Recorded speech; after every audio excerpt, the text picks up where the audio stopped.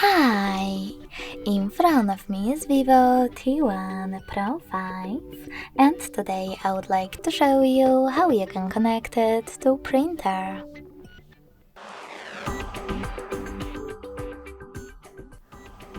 First of all, go into Settings and tap on Bluetooth and Devices. Now you need to scroll down and click on Printing. Then tap on Default Print Service. And wait! Your device is now searching for a printer. When it finds one, it will connect to it.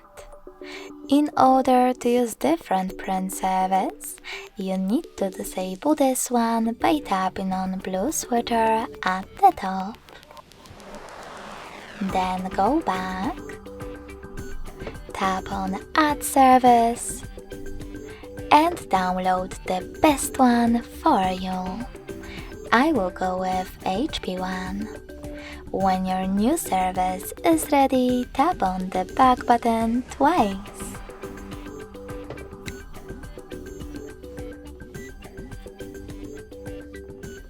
Then just click on your new service and wait as well.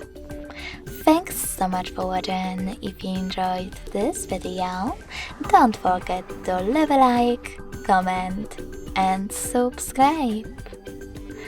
Bye!